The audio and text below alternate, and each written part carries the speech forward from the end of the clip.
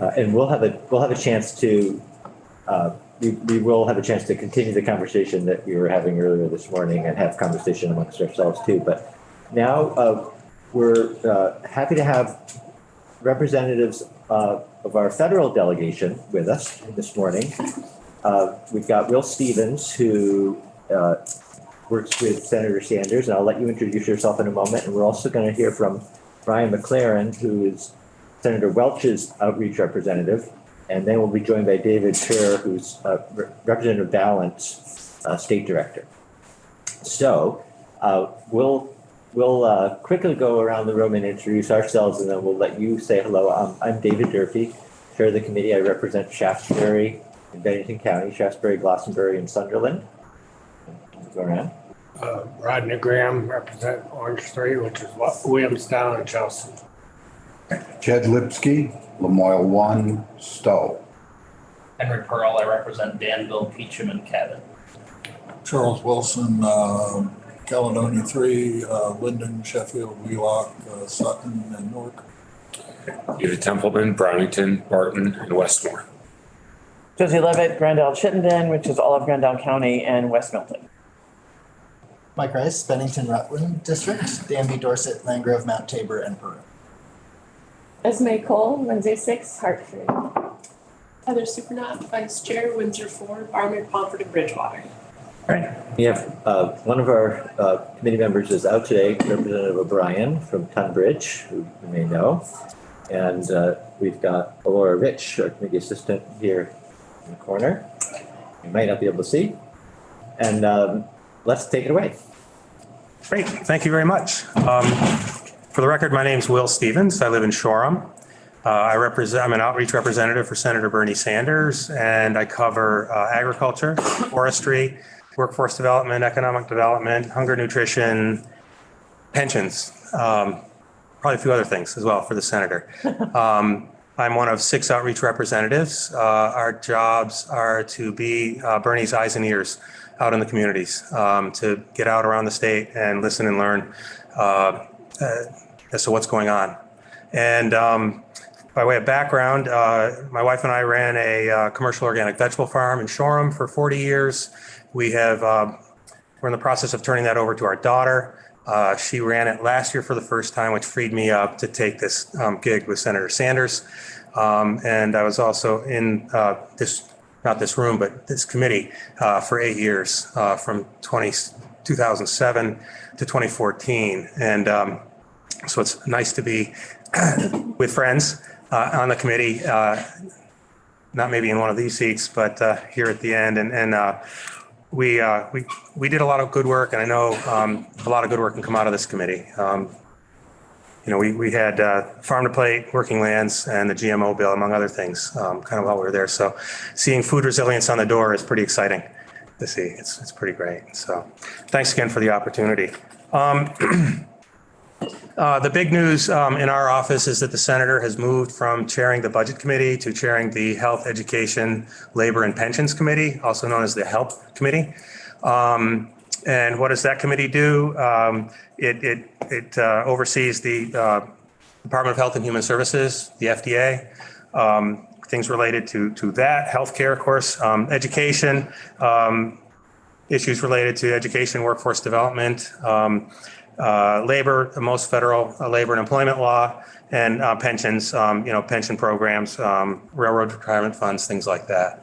So the senator's very excited for this new opportunity. As you know, healthcare and labor are in his wheelhouse, and so he's going to work hard, to fight big pharma, to try to create more access for primary healthcare options for all Americans, and to raise the minimum wage. So he's excited to have this new position. He continues to serve on the budget, Veterans Affairs, Energy, Natural Resources, and the Environment and Public Works committees. He's been on those committees for a while. He continues to work on those as well. He has a long-standing support for Vermont's farms, small farms, diversified farms, access for Vermont products, for local products, for nutritious products, for all Vermonters. These values don't change.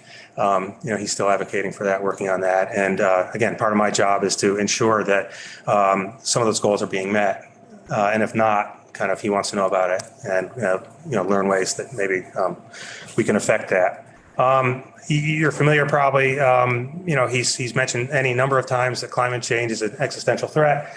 How that applies to agriculture, of course, conservation programs, funding for regenerative practices, maybe shortened food supplies, more resilient local food systems. These are all pieces of ways to address that. And so we work on that at the staff level and try to support that. The farm bill is coming up, and I'll let my colleague Ryan talk about that. But I do want to mention that one of the things that I've been working on that is also kind of has risen to the top recently, and I understand very timely in terms of today, is the organic dairy farmer situation. The last quarter of last year, I reached out to a number of organic dairies to hear their stories. I reached at least a quarter of them. Because we were trying to find ways to help them out through the omnibus bill. And we didn't know what that might look like, but we needed to generate some numbers if we wanted to create an ask. And so I heard many stories, and depending on the location, the debt load, the stage of their maturity as a farm and so forth, the number I heard was between $6 and $8 a hundredweight. It was the need that it would take to kind of make these farms whole for 2022.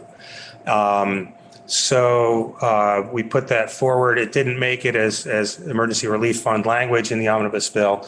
What did pass through there was language directing the USDA to come up with funds through the CCC program that could help begin to address that. And that has happened. And we can talk about it later or now, but there's about $100 million that they're trying to shake loose. There's still a lot of details to be worked out as to how that's going to happen. My back of the envelope math suggests best case scenario of possibly $2 a hundredweight. So how that would effectively translate to Vermont farms. So I just wanted to put that out there. Also, just want to mention congressionally directed spendings or earmarks or CDSs as we call them. They came back a couple of years ago. You may be aware a couple of CDS projects that the senator supported in the last in FY22. One was an agroforestry product with the interlaced commons. Megan Giroux heads that up, and she's very anxious and eager to work with NRCS and get more trees on farms for all kinds of good reasons. And another one was last year, we gave $200,000 to the Center for an Ag Economy up in Hardwick for their Farm Connects program, which, if you're not familiar with that, it's basically it's a delivery distribution system that works with the food hubs around the state and farmers around the state and markets around the state, aggregating, delivering, distributing product for farmers. And so it's very ambitious, and it's a way to kind of allow Vermont small farms to compete at scale through distribution efficiencies and so forth. So we don't know yet if CDSs for 24 are going to be a thing or not. We're still waiting to hear, but we'll certainly let you know if and when that happens. So I can leave it there and turn it over to Ryan, and we can have a conversation. Yeah. Your will, whatever you. Well, let me ask the committee, would you like to direct any questions to Stevens while we have him? He's not leaving the room, I don't think, but yes, go ahead, Representative Templeman. I just wanted clarification. I think maybe we all do about the 100 million from the feds. Yep. There was a conversation during the testimony we were getting about organic dairies, saying that the money was earmarked for marketing. What can you expand on that? I can, and Ryan will be my backup. Okay. My understanding of the way they freed the funds up, because there isn't a lot of free cash floating around out there, and but there were funds in the CCC program, and so the nexus, if you will, to shake those funds loose for organic dairy assistance was found in the marketing piece of the CCC program. And so what's the connection? The connection seems to be the fact that dairy farmers are charged for hauling and stock charges, which is an effective cost of marketing. So that was I'd say the nexus that freed that up. Now, the intent is to pay it out per hundredweight. Now, like I say, there are a lot of details and how that's going to shake out. I have additional questions that have come up since the announcement's been made, and talking to farmers about this approach and so forth. There's a few more concerns that have come to my attention that I've reached out to the USDA to learn, and I haven't heard back from them yet. Okay. But we're working on it. Thank you. And CCC, Commodity Credit Corporation. okay. Yeah. Representative Lipsky. Thank you. And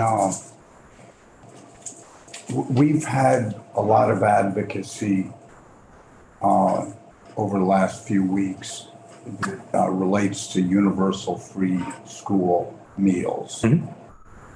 Because of the agriculture and some schools had 29% of their product direct, fresh, nutritious, local food. Others had 7 or 8%. A lot of enthusiasm, a lot of positive data on impacting both quality of education, productivity of education.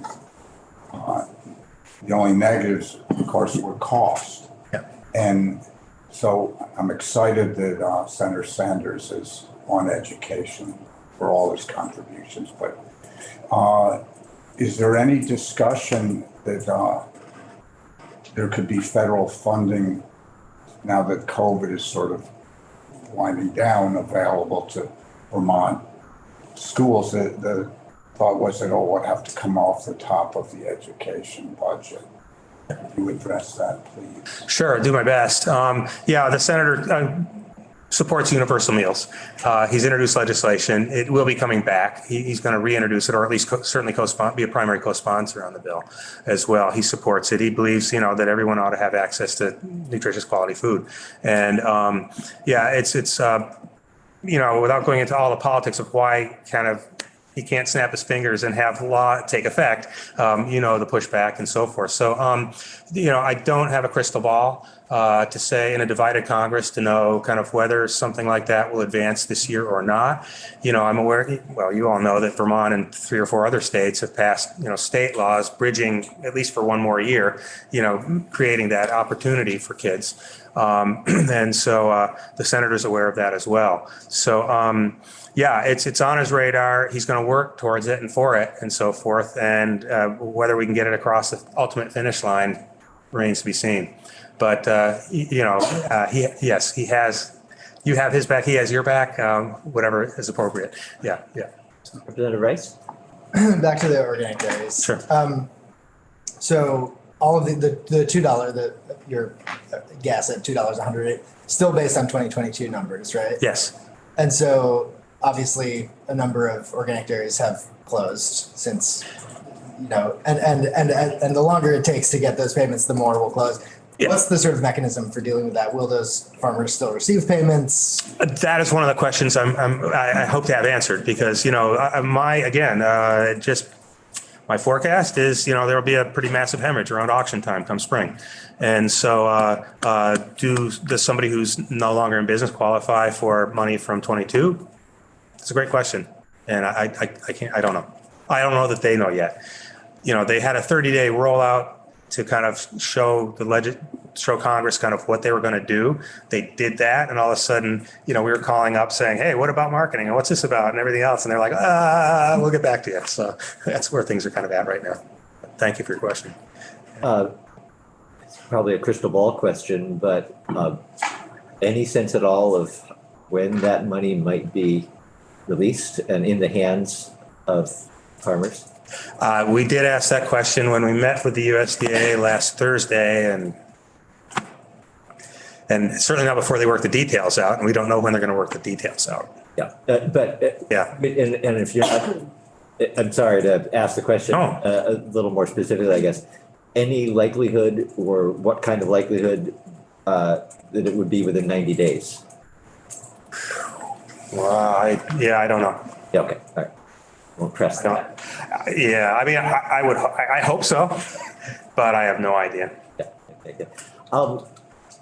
I just wanted to say too, I had heard the $2 number earlier from another source, I think it through a farmer, and I was surprised about the math, and I'll tell you why without trying to get too into calculations that were going around in my head. But we had been looking at a figure of $9 million for Vermont to cover not $2, but $5. So obviously a larger payment. But when I thought about the entire country and thought, geez, those numbers seem like that $2 must be high. Just given how many organic farms there must be and how much organic milk must be produced, outside of Vermont borders. But then I thought, well, maybe not. Maybe Vermont has a disproportionately large number of organic farms, and that explains it, and that it would make sense, that math. Yeah, it could be. I do say I think it's a best case scenario, just to be clear, the $2. How we arrived at that number, and that also comes with a 5 million pound cap, just to be clear. So, when I worked on this with Tom Barry from Senator Leahy's office last year, and we kind of assumed a 5 million cap. We assumed X number of organic dairy farms nationwide and so forth. And what would $6 to $8 look like? Nationally, it looked like 350 to 500 million. And so if I just take a third of $6 or a third of 350 million, that comes in at 2. So I kind of worked it backwards that way. I mean, it's always great when you can work at it from different directions and you come up with the same result. So, but I think it's somewhat consistent with NOFA's numbers. Representative Rice. So you mentioned the cap. Was there any conversation ever about a scale so that smaller farmers who might be more impacted by a payment were receiving, I think it's safe to say that the 5 million pound cap covers all of Vermont's organic dairies. Yeah, that I know. And what you're asking whether smaller folks should get more money? Right. Yeah. I don't know if USDA's had that internal conversation yet because they are the administrator of the funds and so forth, but I'm not aware of it. It looks to me like and for ease, it's probably just going to roll out across the board. The good news in a way is that the farms that Horizon kind of went west to favor and so forth wouldn't qualify. So. Representative Levitt. Okay, I'm doing some math here. I thought when the organic dairy farmer advocates came in, they wanted $5 because they were for the Vermont farmers because they thought $5 would be made up by the federal government. So that's seeming like this is not true. Because I thought she was saying this is just half of our need, and then we're anticipating we're going to get some from the federal government. But now if it's only $2, they're still going to be behind. Yes. Yeah. So they're still. I don't think that's what we heard. Oh, okay. Yep. I think that it was not that we expect the other $4 or $5 to come from the federal government. But they're anticipating getting it from someplace else. No. They're not anticipating being made whole. Yeah. They're just plugging it up as best they can. Okay, thank you for that. Still losing money. It is sort of, Got it. they go a little farther. It's a light ring with a string on it. Yeah. Why don't we, Yeah, thank you. very much. Thank you. Great. And let's see, who would like to be next?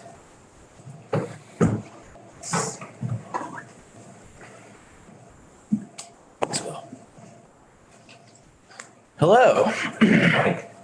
Morning. For the record, I'm Ryan McLaren. I am a senior advisor to, now Senator Welch.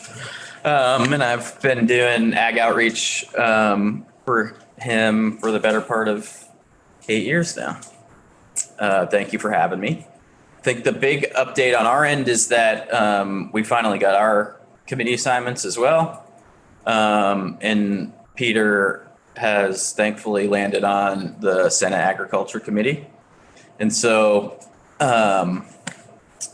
along with Senate Commerce, which has sort of wide-ranging jurisdiction, does a lot of intellectual property stuff and transportation, Senate Judiciary and Senate Rules Committees. But the big one in my world will be Senate Agriculture. And we are in the early stages of thinking about a farm bill rewrite. So the farm bill is a sort of 5-year omnibus giant piece of legislation. Last one was passed in 2018. So in theory, by the end of this year, we would need to pass another farm bill to keep those programs going. I call it a 5-year omnibus bill. The last farm bill took like 7.5 years to pass, and we spent 2 years sort of reauthorizing what existed as the latest farm bill was written. So just putting a grain of salt on everything I talk about after this, that in theory, we have to pass another farm bill. The timing of that could be by the end of this year, or it could be a 1 to 2 year process. It's hard to know exactly right now as we reform our committees and the Senate sort of organizes itself. So I'll just run through farm bill sort of top line stuff. There's 12 titles of the farm bill.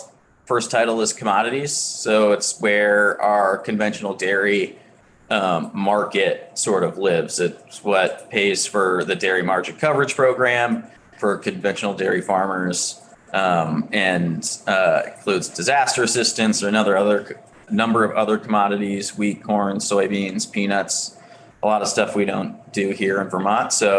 But it's what houses the big programs for our conventional dairy industry.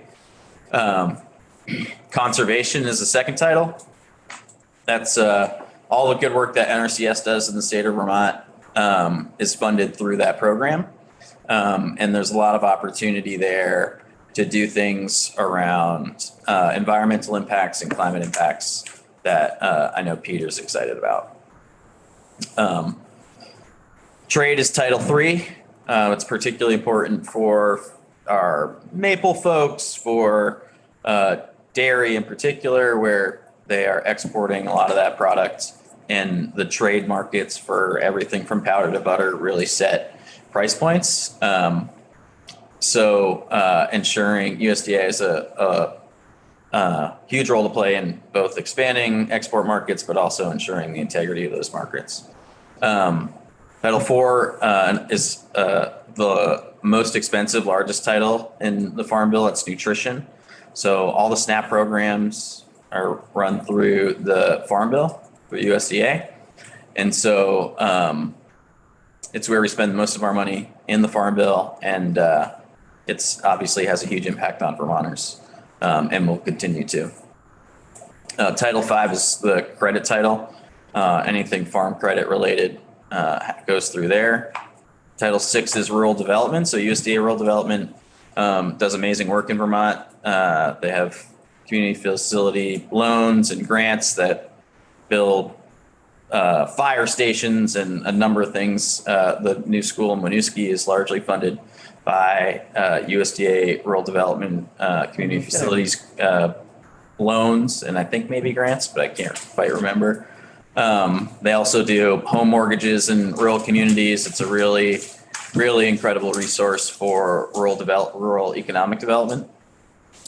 Title VII is research and extension. So all the amazing work that happens at UVM Extension is funded through the Farm Bill and is essential to Vermont agriculture. They are so plugged in and good, and they are helping innovate and helping teach farmers sort of like how to stay in business here, and they're wonderful. Title VIII is forestry.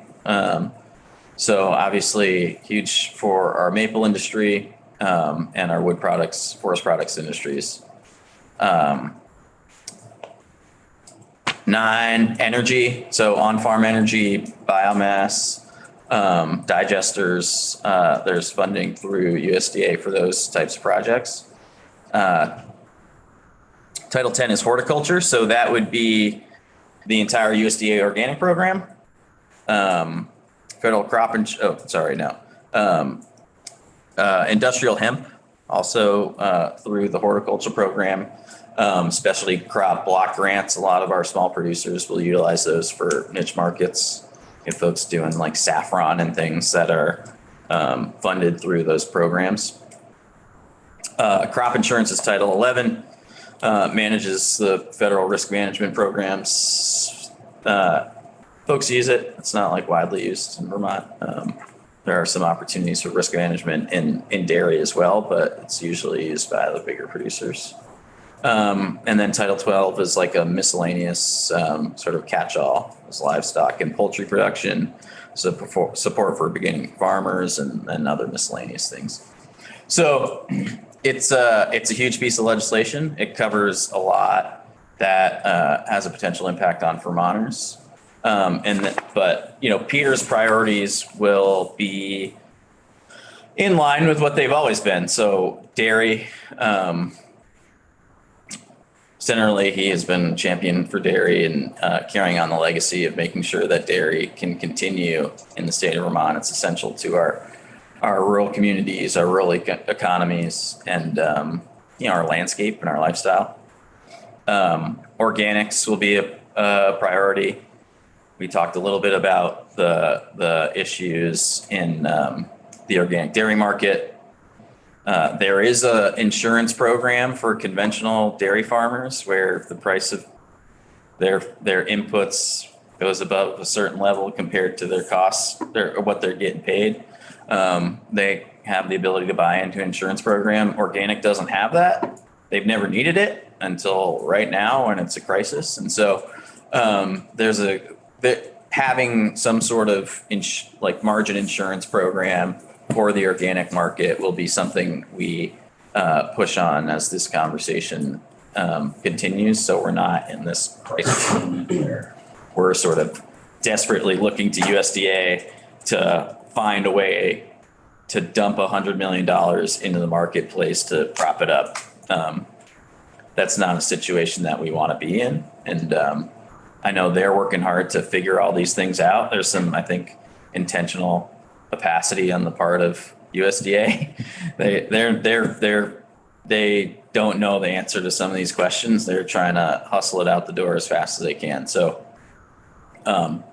creating a marketplace where organic doesn't have sort of a different playing field than conventional will be important.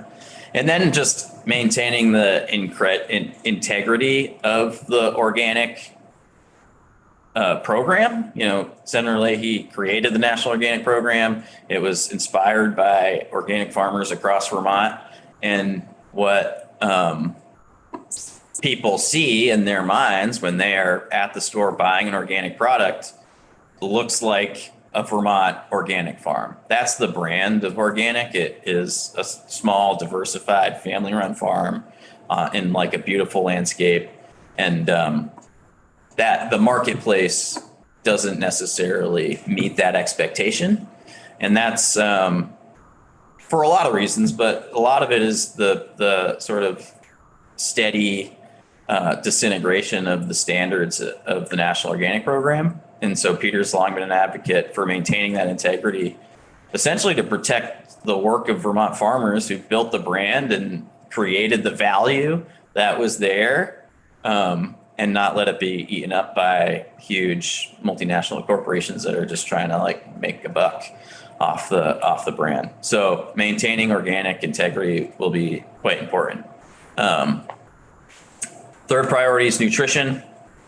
It is, we've seen throughout the pandemic, both in the SNAP programs, but also our school meals programs, how important they are to meeting Vermonters' needs, but two, how a little bit of flexibility can go a long way for Vermont families that rely on those things. The USDA is a huge organization and there are a lot of rules, and our jobs, Peter's jobs, to make sure that those programs actually work for Vermont schools, Vermont families that utilize them, and that meets their needs. So it'll be a huge focus of ours. And then the last two, farm to school Peter and Senator Leahy and Senator Sanders have long been champions of the farm to school program. It makes no sense that we have to ship it. We're shipping in food from across the country when we have farmers here that can feed kids in our schools just down the road. It's, additive to the rural economy. It helps schools, it helps farmers, and it helps kids. And there are integration issues with the school nutrition programs through USDA and the scale of Vermont agriculture. And so making sure that local food is easily accessible to the schools that want to purchase it will be, it's an ongoing project. We've done a lot. Peter and I were just at the city school in St. Albans and eating lunch, and it's like not my school lunch. It's a different school lunch than when I was growing up, and it's incredible. And but it's not easy for them. There are a lot of hoops they have to jump through, and there's a lot of headaches. So making it easier for schools to make those choices will be important for us. And then finally is climate change. The Farm Bill to date hasn't really been used as a vehicle to help address our climate challenges, and it's a huge wasted opportunity in Peter's mind. And so through the conservation programs, NRCS, how can we use all that funding that's coming to Vermont? There's an incredible amount of conservation work that happens in Vermont through NRCS. And how can we do that to both reward farmers for the work that they do as stewards of our land and carbon sequestration, and incentivize practices that have like knock-on benefits for our climate goals as a state and as a country. So that's Farm Bill, big picture, Peter's particular priorities right now as we move forward. We still have to figure out what subcommittees will be on. That'll change some of like what we can do. But excited to work on it and excited to work with you all. Thank you. Committee questions, Representative Levitt? I have two. Sure. First is nutrition. Is there anything that Peter can do, Senator Welch, I shouldn't call him Peter, to sort of raise the threshold for meeting SNAP requirements? Because the requirements right now are so low that if you're a two-family household and you're even just getting Social Security benefits, you don't qualify. Right. So, and I have constituents who got their 8% bump up from Social Security and now they don't qualify for SNAP benefits anymore. So talk to me about that. Yeah, absolutely. I mean, Peter has been long supported like raising the cap, and it's something we'll keep doing. There's nothing he can do alone, you all know, as legislators, but it's something we can push for. And I think particularly in a time of like enormous inflation, like that's the sort of like donut hole thing that like your constituents would fall into, or like, oh, you get a COLA because inflation's so high. You get the highest COLA ever in Social Security because inflation's so high, but it knocks you off the food you need to survive. And so that's something that knock on wood, it's hard to make any predictions in this world, but that like certainly the Democratic majority will be looking to address. Okay. And the second question is, and I've heard this now from pushback from people who are not in favor of the organic dairy farm 9.2 million that we're trying to, because people are saying, well, no, they're going to get a huge bump up in the Farm Bill in organic dairy prices. Can you speak to that? Anyone making that prediction, I think, is like, I don't have that amount of confidence in anything, honestly. Like, it's really hard to answer your question on timing for, like, 90 days is a short time in DC like world. So, but that is not something I could take to the bank. I don't know. 2 years ago, we were having everyone was trying to leave the organic market and transition leave the conventional market and transition to organic because the price was high, margins were good, people were making money. And now it doesn't take very long for things to change quite quickly, where organic's in crisis, conventional is doing okay.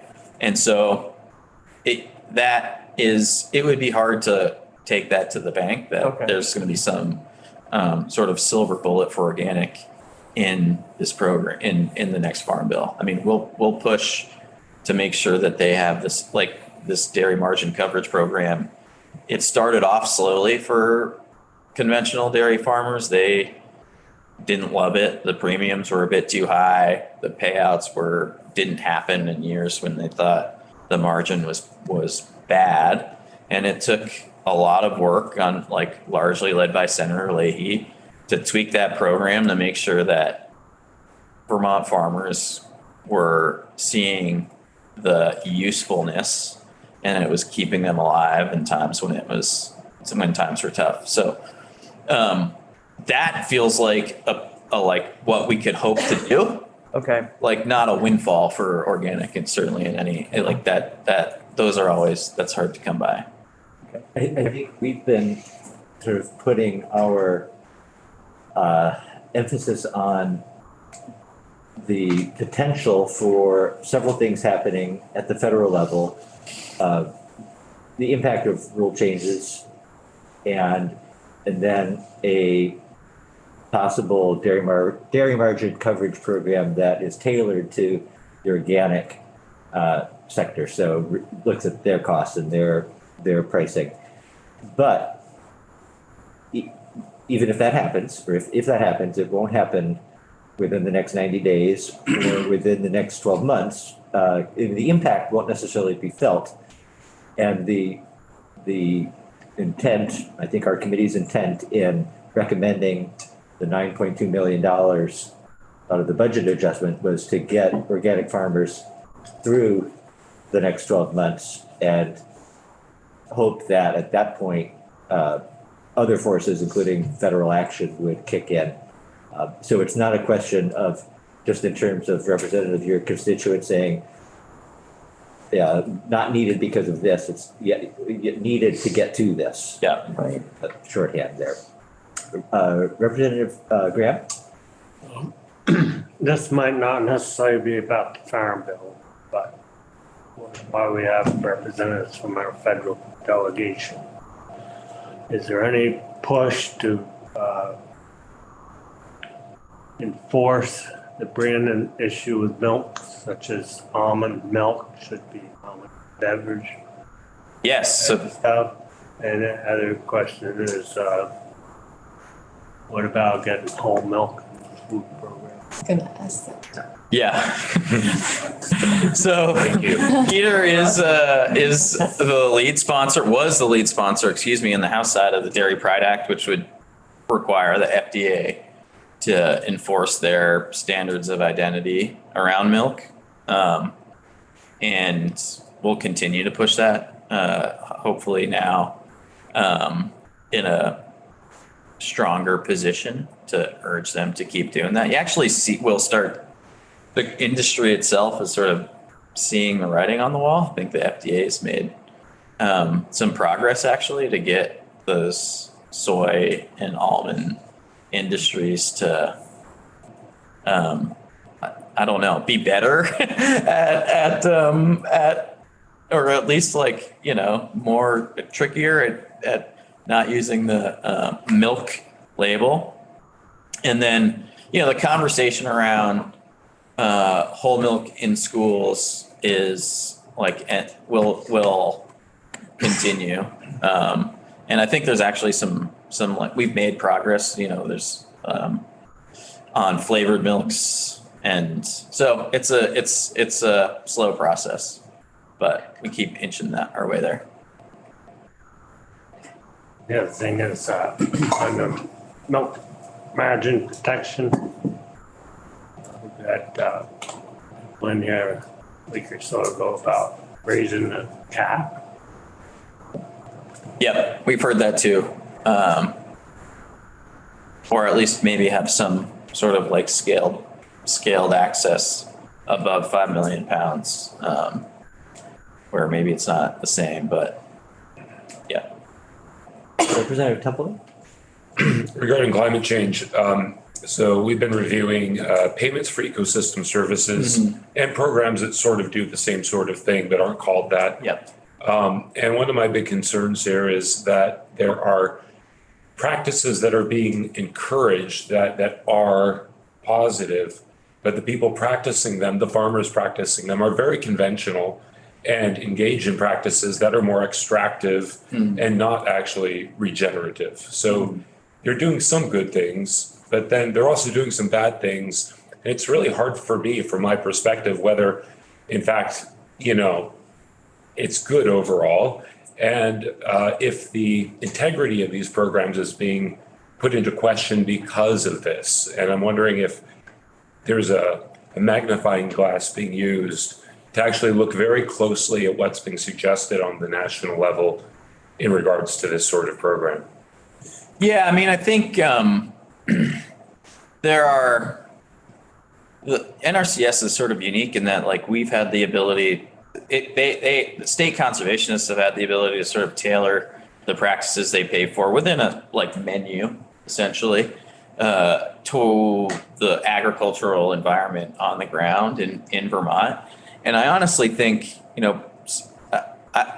my hope is, maybe a best case scenario is that Vermont is given the funding that comes through Vermont has the flexibility to meet the needs of Vermont agriculture. And so something like whole farm evaluation has not been a contingency for receiving NRCS funding, right? So it's like NRCS is using this funding as a way to incentivize best practices. And those are best practices for certain outcomes like water quality. And so defining what those outcomes are will be quite important in this part of NRCS's job. Enabling, but they've been sort of incentivizing certain practices is viewed as good. So it's you do this, you cover crop, good. Yeah. And whatever else you're doing over here, at least you're cover cropping. Right. And incremental gains. I'm not sure that will change, other than I'm not sure the sort of mechanisms that they have at their disposal, which is incentivizing practices, will change. But the outcomes by which they're measuring their success can. And so working with the state conservation folks on their plan and how they're prioritizing funding and what outcomes they're pushing towards, I think will get you some way there. Representative Lipsky. Yeah, sort of a follow-up on Representative Templeman.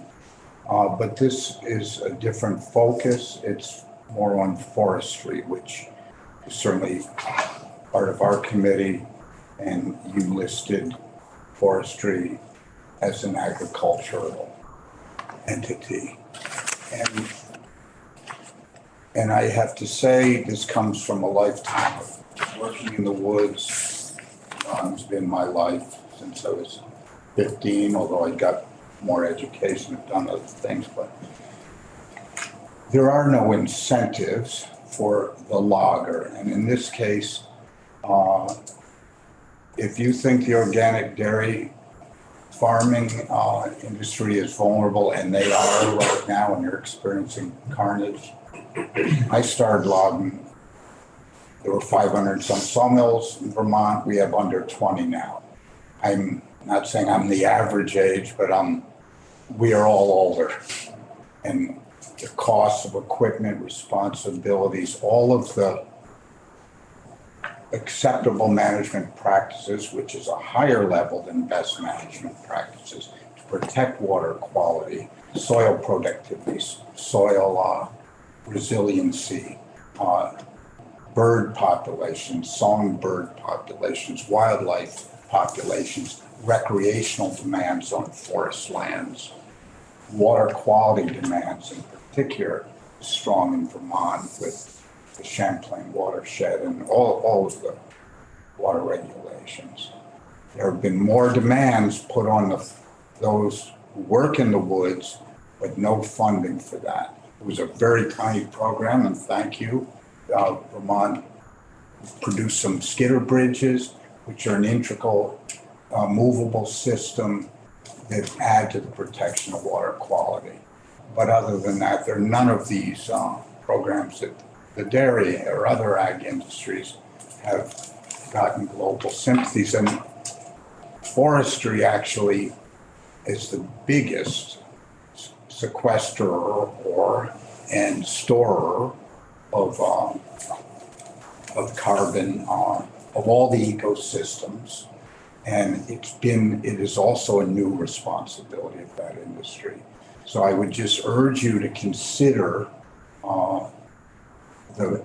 not just the forest products industry, but that whole management piece with regard to being supported in some humble way. I've never known a logger that's ever asked for anything. But I think the responsibility and the game for climate change falls, the biggest results that can come from the northern forest, which is not just Vermont, northern New England, and frankly, much of the Northeast, is very significant.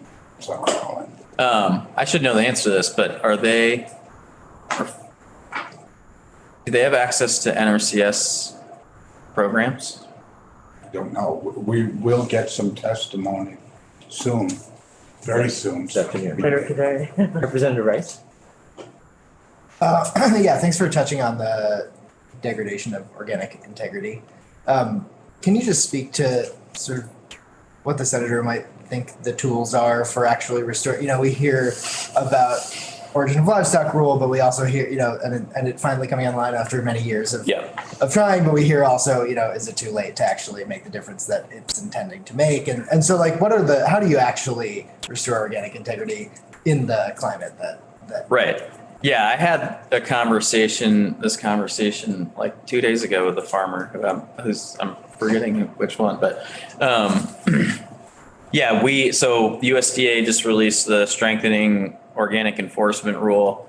And it's a double-edged sword. We need to ensure integrity in the program with more stringent rules. And frankly, I think the answer to your question is enforcement. This farmer was saying like, okay, like this rule's great, but I'll believe it when they start like enforcing the pasture rule in huge dairies in Texas that like can't. So it's the enforcement piece that I think farmers are looking to see is like a validation that there might be a way to sort of enforce some of the integrity in the marketplace. And so that's something that we will just have to keep banging the drum on with USDA to make sure that they are actually like with milk labeling, that like they are enforcing the law as it's written.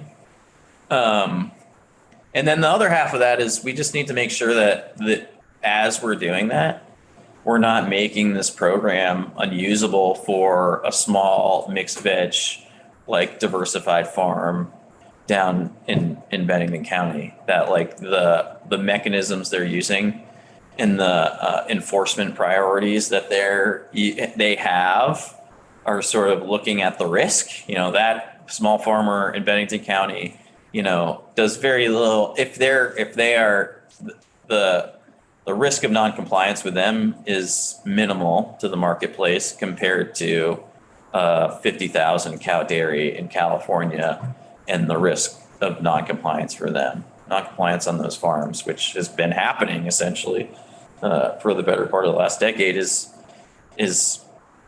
what is damaging the marketplace and leading to the lack of integrity. So we're looking for enforcement now, and like them to take their rules seriously and not just wave it around as sort of a showpiece. And Peter was down at the Course Farm on Friday. Will and David were both there with Abby Course and Leon Course, and they're like, I can't think of a better example of like organic dairy farming that is great for the land and great for the community. And like it's sort of quintessential.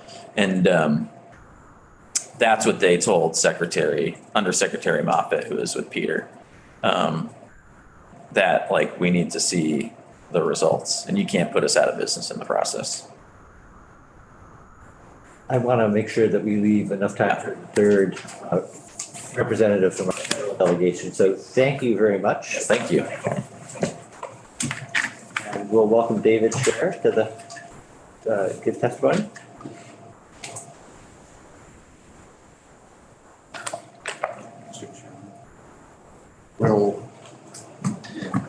Will and Ryan stay here, so if we might want to dialogue. I think we have them until, per the schedule, until 11:45. I'm not sure what their own schedules are. I've got lunch at 12, but I'm. Okay, all right. They're all in the same camp. We do have 12 o'clock start for our next obligation. So we want to make sure we have time for those committee members who need a little break to have that. But we'll certainly try to accommodate. Hi. Thank you. David Scher, for the record, I am the state director for Representative Becca Balint. Thank you all for inviting us here today. Some of you may have seen me around the building before. I was previously with the Attorney General's office and with the Cannabis Control Board, and now we are getting the Congresswoman's office up and running. Very much still in the startup phase. Just got our computers last week, so apologies if we aren't as put together as the two representatives from the senators' offices, but we're working hard. And to be perfectly transparent with you all, I am not an agriculture expert, and I don't bring the same granular knowledge that Ryan and Will can to the discussion. But the Congresswoman is very, holds these issues as a very high priority. I think the key thing that she's looking at in this area is the Farm Bill, which Ryan did a great job of summarizing for you all. Obviously, the Congresswoman's in a bit of a different position in the House than they are in the Senate. We are in the minority in the House, and it's going to be a little bit more playing defense on that side of the Capitol. A couple of the key areas that they've identified where they are going to be playing defense and going to battle, which is not to say that these areas that other areas are not important, just that these are some that have been identified as really needing focus and attention on in the House are the SNAP benefits that are part of the Farm Bill reauthorization that will be up for discussion. Those are areas that we expect there will be a push for some cuts, and Congresswoman Balint is really going to be standing behind those benefits. And then another key area is rural development funding, which is a significant area of funding. Ryan mentioned, there's a lot that comes into Vermont through that in all sorts of different ways, some of which may not be fully expected based on the sort of headline of rural development money. But a really key area. We do think that there's opportunities in that area in particular for cooperation. That money is important to a lot of different districts around the country, including a lot of rural districts that are represented by both parties. So I think that is an area where there will be some opportunities for constructive work on the House side as well. So that's sort of areas that I'll keep my testimony briefer. But I did want to note those things. Those are sort of top of mind for the Congresswoman, things that she's ready to really work hard on. And also, of course, we'll be supporting our senators who will be in a better position to sort of do some forward-thinking policymaking, given the position in the majority and the committee assignments they have and the chairmanship that Senator Sanders has. And the Congresswoman's role is really going to be supporting what they're able to do in the Senate and doing the best she can to shepherd that through the House on a lot of the bigger picture policy areas, forward-thinking policy efforts that they're doing. So happy to answer questions if you have them, and also if you have questions that are better suited to Ryan and Will, I will. If they don't mind, I'm gonna. We do have an extra chair, so if we need to have more than one of you up there at once, we can accommodate that. But Representative Levitt did have her hand up. Oh, I just have a question. SNAP benefits are set to go down at the end of March dramatically. And I'm wondering, is there anything in place, either on the Senate level or the House level, maybe just as a stopgap? Because people are going to go from full benefits to like $25 a month, which is fairly dramatic if you're a hungry Vermonter. And I'm just wondering what the game plan is for that. I mean, so on the House side, I can say, just being blunt and realistic, there isn't likely to be a bill that makes it through the House in time to protect those benefits at the current levels. That's certainly something the Congresswoman is unhappy about, but just being realistic about the landscape there. Yeah, I mean, I would concur with that on the Senate side. I will say that at the staff level, we're working with the state to try to help them get the word out to the recipients. Trying to, you know, it sometimes takes 7 times or reaching people where they are and so forth. So I know the state's been pretty aggressive about setting something in place to start getting the word out because, yeah. Just to let them know their benefits are gonna drop off a cliff? Correct. Okay. Yeah, so we certainly. Stock up now. Okay. Yeah, just to be clear, it's the emergency maximum allotments end at the end of February, but they're gonna start seeing the effect towards the end of March and into April. Okay. Thank you. And this is, so we're talking, this question is about the current sort of pandemic era benefits that are expiring. Different conversation than the conversation The cap. about the farm bill and negotiating future levels. Yeah, okay. Other questions? I know Representative Graham had asked earlier about the whole milk in school nutrition programs, and I just wanted to reemphasize that's been something that we've talked about in our committee, you know, possibly getting that, so a change there to the regulations. And were there other things that had come up earlier when we were discussing school nutrition that which is, you know, tightly bound by federal regulations that we really can't do anything about? Representative Rice? We talked a little bit about the various ounce requirements, so 4 ounces of juice or milk, or, you know, and how those package sizes don't necessarily match what most Vermont producers have on their line. And so just that as a consideration, and then also the possibility of like providing funding for producers to add that kind of, if the ounce requirements and packaging are going to stay, providing that funding from the federal level to allow local producers to start to package that way.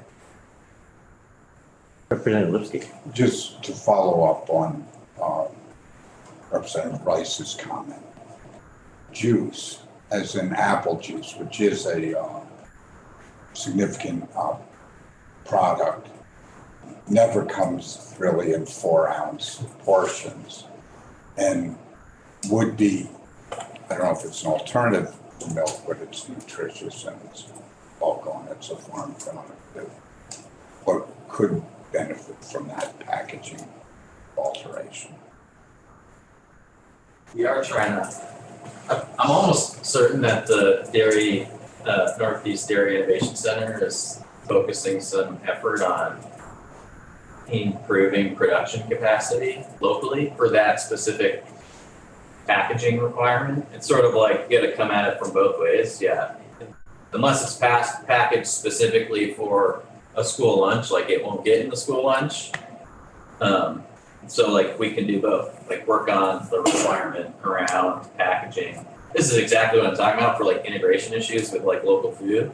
It's not just milk, but it's like you're growing carrots.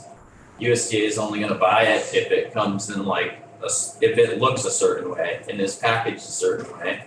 And maybe you don't make enough to package it that way. Maybe you don't have on-farm processing. Like there are a lot of ways to add some leeway in the system if we're emphasizing getting local food into schools. And it's an ongoing effort. Representative Cole? We talked about representative balance goal to try to defend SNAP, especially because you will be on the defensive side here.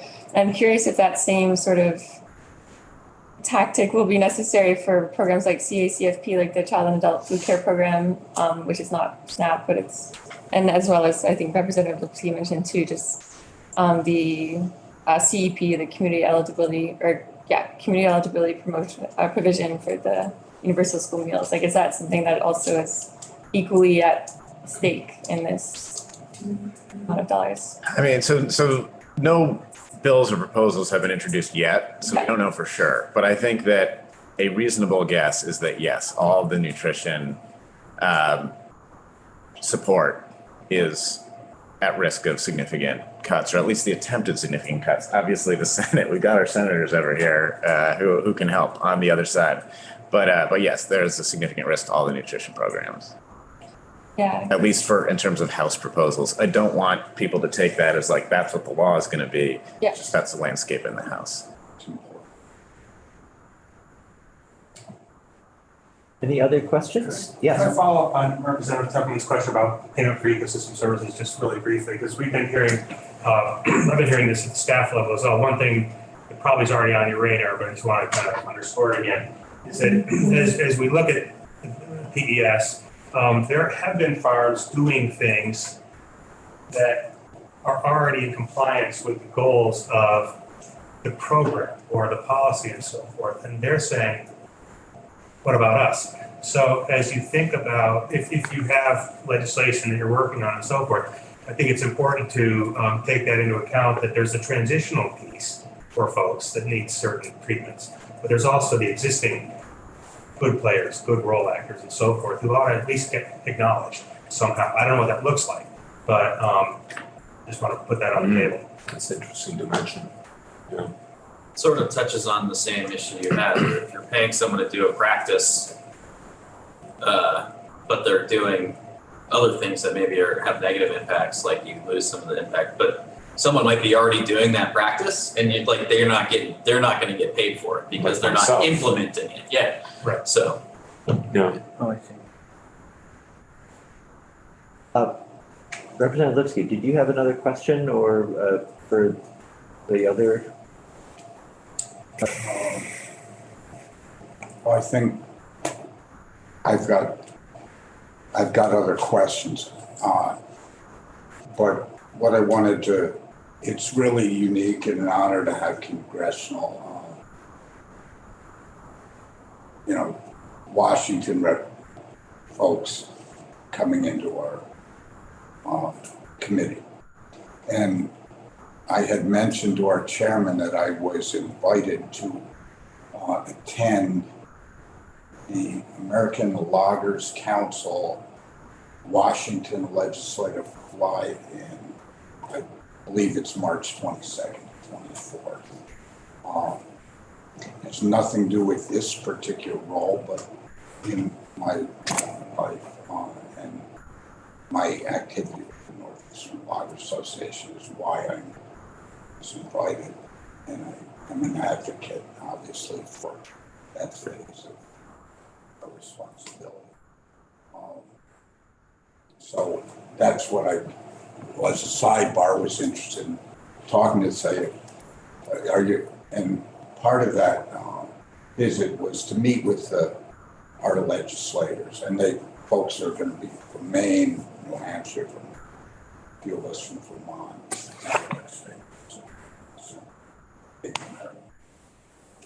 Anyway, that was one thing, but as a canary in the coal mine alert, or code orange at least, what Josie asked and pointed out about SNAP, for those of us who care about our responsibility for nutrition for our families, particularly those that are most vulnerable in our state, and our children who are vulnerable for a whole lot of reasons, thus the school meals. This insight into the mood or the cloud cover in Washington for these initiatives is very important, I think, for this committee to hear. I went to the schools in my town and taught nutritionists over the Monday before we came to work Tuesday here, to get feedback from them on the importance of this. And like testimony we've heard here, was incredibly important to them and to that student body, to the families. And I don't represent a marginalized community, on the contrary. Right. And it was so overwhelmingly important. So that's why it's on my radar. It's important for our community, it's important for the whole state. I'd just add something we haven't really talked about or heard maybe much about in this committee, but I know is a concern is funding, I think it's federal funding for Meals on Wheels. And how that's hasn't been adequate, hasn't kept up. So I don't know if you have anything you can share about that. Yeah, that's, we're just conversing here. I think funding for that's covered in the Older Americans Act, which needs to be reauthorized, and there's a lot of authorization. But anyway, so yeah, another Washington thing, you know, it's folks see it there, and, you know, the need is there, and they just have to act. So it's certainly on our boss's screens for sure. Okay, Representative Levitt. Just a quick sort of wrap-up question, it seems appropriate. And I'm not gonna hold any of you to this. Honestly, what do you think the chances are that anything's actually gonna get done? Ever? I was just reading about the Congress and the Senate, and it just feels like the House is just not, I can't see any movement. So I'm just curious. I'm taking a temperature of the three people who have ears in Washington. I would just say it's felt a bit that way for a long time. And even in the past few years, we've been able to get really important things done. The Inflation Reduction Act, the bipartisan infrastructure bill. You know, they'll have like ongoing continued impacts. Will was talking about the Inflation Reduction Act in Senate Ag this morning about how it could triple the amount of funding for conservation in Vermont in the next 10 years. So, you know, it's not everything. There's a lot of problems out there. And there are some opportunities around very large, like omnibus stuff, like the Farm Bill that everyone knows needs to pass to make progress. And it will be not as much, I think, as any of our bosses hope, but it'll also be progress. And so, you know, I think, I don't know, I'm trying to be a bit optimistic that like it's been hard in the past and we've been able to do some good things, not everything we wanted to. And I think it'll shake out that way eventually. Okay, thank you. I'm feeling a little pessimistic right now. So I just wanted to hear something positive. Thank you. That's a good note to end on, I think. I did, before you go though, I wanted to ask whether we can reach out to you if we have questions that may or may not fall. I mean, you know, if we get questions from constituents that aren't necessarily related to the work of our committee that are federal questions, okay to check in with you, and then you can help us find because I know you're one of many people on Senator Sanders' staff. I don't know how many, but I know you each have lots of colleagues. So if we can we'll get your contact information circulated to the committee, just so that we all have at least one contact within each of our federal delegations. That would be helpful. Absolutely. Yeah, more than okay. Encourage that. Please. We all have caseworkers as well. We sort of didn't talk about that side, but like half our job is being here as like a conduit to federal agencies, whether they're relevant to agriculture or not. And so we have folks on staff that can help folks with the IRS issues, Social Security issues, immigration issues. That's what we're here to do, to be a voice for you all. If in your constituents, if folks are having problems or need answers, have questions, we're a resource and would encourage folks to reach out when they need help. Great. Well, thank you all very much for being here this morning. And yeah, we'll be in touch. Sorry. Oh no, sorry.